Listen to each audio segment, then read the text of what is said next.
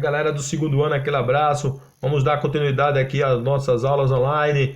Vamos lá para a nossa segunda aula, terceirização do trabalho. Na aula passada nós falamos de trabalho no Brasil. Agora vamos falar de terceirização. Vamos ver o que é isso? Vamos lá. É o processo mediante o qual uma empresa transfere responsabilidade de parte ou todo dos serviços dos serviços que ela faz. Então é quando uma empresa transfere sua responsabilidade para outra empresa através de um contrato de trabalho, certo? Um contrato de produção, aliás, de trabalho de produção. Então essa empresa usa outra empresa para fazer o trabalho que ela iria fazer, certo? Em 2015, foi feita uma manifestação justamente pelas centrais sindicais para a aprovação de uma lei, né, de um projeto de lei, o 4.330 de 2004, para regulamentar a terceirização. Só que regulamentar ela para que ela fizesse parte da atividade meio, que pudesse terceirizar os serviços da atividade meio. Essa era a proposta da época lá em 2015.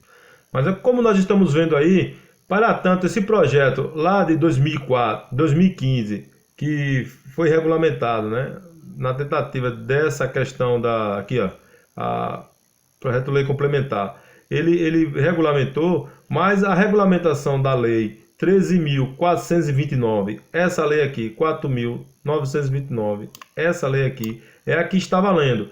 E ela não terceiriza só a atividade meio, mas ela também terceiriza a atividade fim. Há a possibilidade da empresa vender seus serviços, não só os trabalhadores da atividade meio, como também os trabalhadores da atividade fim. Tá aqui. O que é atividade meio? Olha lá, na qual é permitida a terceirização, é aquela que não representa, né, do objetivo da empresa, né? É aquela não representativa do objetivo da empresa, não fazendo parte do processo produtivo e caracterizando um serviço necessário, mas não essencial.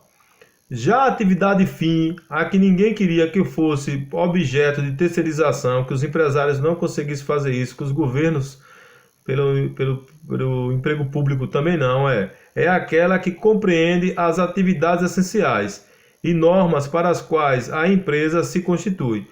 O seu objetivo é a exploração do ramo de atividade expressa nos objetivos do contrato social. Vamos resumir o que é isso. Seria as funcionárias da escola, tipo os vigilantes e as merendeiras, é atividade meio, certo? Agora, os professores da escola é atividade fim. Então, antes só podia privatizar os vigilantes, né? Contratar a empresa de vigilância ou contratar uma empresa de limpeza para fazer os serviços na escola. Nas universidades já acontece isso. Os professores não, mas já permitiram, né, que a atividade fim também pudesse ser privatizada. No caso da educação, isso ainda ocorre de forma lenta, mas em outras profissões isso já ocorre bem direto. Imagine esse processo permitido na iniciativa privada. No geral, as empresas terceirizadas elas assumem funções auxiliares nas empresas contratantes, né? Como limpeza, segurança, cozinha e transporte, ou fornece componentes de produtos. No geral, mas com a aprovação dessa nova lei, com o capitalismo exacerbado que nós temos, as empresas visando lucro, né, acima de tudo, agora as atividades fins da empresa também estão sendo terceirizadas. É o mesmo que a empresa contratar uma empresa para fazer a gerência das suas vendas, por exemplo. Ela não tem gerente, ela tem uma empresa que gerencia a sua empresa. Então isso é meio que assim, transportar, né, a sua responsabilidade para outros. Aí eu pergunto, o que você pensa sobre isso? O que você pensa sobre terceirização? Você conhece alguém de sua família ou amigos que trabalham em empresas terceirizadas? Pare para pensar. Veja, se você já consegue visualizar no mercado, mesmo aí em São Domingos, né, em empresas terceirizadas, terceirização de serviços para algumas outras empresas, ou lojas, né, no caso aí. E essa relação entre a atividade fim e a atividade meio, elas são as mais importantes nesse processo. Porque é justamente aí que pode ser bom ou ruim, pode ter vantagens ou desvantagens. Nesse exemplo, nós podemos perceber Júnior é uma empresa que fabrica celulares. Veja só, atividade fim, todas as áreas ligadas à fabricação do celular, do aparelho. Agora, atividades meio, limpeza, aplicativos, né? Fazer aplicativos, programas, softs. Aqui também outra parte de limpeza, né, tal. Então veja como a questão das atividades. Olha, por que a terceirização no Brasil cresce? Porque ela cresce porque ela mostra opções para a redução de custos. Essa é uma das principais vantagens da terceirização. Elas não estão ligando com a qualidade do serviço, o tipo de profissional que vai trabalhar, quem vai trabalhar, como vai contratar, quais são os mecanismos de contratos. Aí é onde tem o problema do concurso público, né? Porque eles não vão querer funcionários efetivos, não vão querer fazer concursos. Vão querer, sim, terceirizar os serviços. Uma empresa contrata quem ela quer, a empresa principal não quer saber quem ela contratou, fazendo o serviço pouco importa. E nós que somos estudantes precisamos e almejamos o quê? O concurso público. Então o concurso público pode ser sim afetado diretamente com os serviços terceirizados, certo? Dá para compreender isso? Os concursos podem ser afetados, porque atividades que antes seriam contratadas via concursos, agora podem ser contratadas via terceirização. Então aquela ideia de você conseguir o seu emprego pelo seu mérito cai. Ele pode ser conseguido não pelo seu QI de inteligência, mas o seu quem indique. Aí isso fica muito a cargo dos empresários, a cargo dos políticos, a cargos dos chefes e dos poderosos. Isso é muito ruim, principalmente para uma pessoa pobre que almeja vencer na vida. Por exemplo, esse é meu caso. Eu acredito que se não fosse o concurso público, eu jamais seria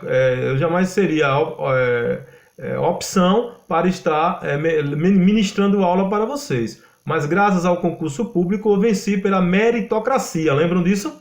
Pelo mérito e não pelo quem indique, certo? Então temos que ter muito cuidado e ver essas vantagens e essas desvantagens. Esse sim é um motivo de mobilização social e de movimentos sociais e de brigas e de manifestações contra o governo, contra o Congresso, contra o STF. E não esse monte de coisas que a gente está assistindo nos últimos dias que envergonham o país, certo? Olhem como funciona essa terceirização. A empresa 1 passa a responsabilidade para a empresa 2, que aí transforma em diversos tipos de contrato, que contrata o trabalhador. Aí, na verdade, o trabalhador contratado pela empresa 2 fornece a mão de obra para a empresa 1, né? Ele é contratado pela 2, fornece o serviço para a empresa 1, mas não tem vínculo empregatício nenhum com a 1 e também não tem vínculo com a 2, porque a 2 vai forçar o trabalhador a abrir uma empresa, uma firma, né, que é chamado MEI, para que através do MEI ele possa fornecer esses serviços para um em nome da 2. Olha que confusão. O ideal é economizar custos, né, nesses serviços e também burlar, de certa forma, a lei trabalhista, a chamada CLT. Também é uma forma disso acontecer, certo? Olha, diante do capitalismo selvagem que nós estamos passando nos últimos tempos, olha a nova lei de terceirização, o que é que muda? A terceirização irrestrita. As empresas ganham permissão para terceirizar quaisquer atividades, seja atividade fim ou meio. Mesmo a atividade fim, uma empresa poderá contratar professores terceirizados, por exemplo. Imagine você ter professores que estão ensinando para vocês, mas que eles não foram concursados. E que aí você questiona o mérito dele estar ali, né? Às vezes ele está até se gabando, né? Mas ele está ali porque o fulano indicou. Então ele deve a cabeça a fulano e não ao mérito dele. Então isso é muito complicado. No serviço público, todas as funções de Estado também poderão ser terceirizadas, exceto as carreiras de Estado, como juízes, promotores, procuradores e auditores e policiais, né? Ele não coloca aqui e policiais. Trabalho temporário, aumenta de 3 para 9 meses, o tempo máximo de trabalho temporário. Responsabilidades trabalhistas, o trabalhador só poderá cobrar, né, o pagamento de direitos da empresa contratante, após se esgotarem os bens da empresa contratada. É uma relação conflituosa, né? Vai gerar um monte de ações trabalhistas que não vai resultar em nada. E tem a quarteirização do serviço, que será permitida à empresa terceirizada subcontratar outras empresas. Na verdade, eu mesmo não sou a favor dessa lei de terceirização como ela é, apesar de ela estar dentro dos moldes, né, do capitalismo moderno, certo? Positivo. Então essa foi nossa segunda aula de terceirização. Espero que vocês tenham gostado e entendido o que é esse processo de terceirização. É o processo mediante o qual uma empresa transfere responsabilidades de todos os seus serviços para outra. Esse conteúdo está na página 148 e na página 149 do nosso livro. Beleza, galera? Valeu, tchauzinho e bye, bye!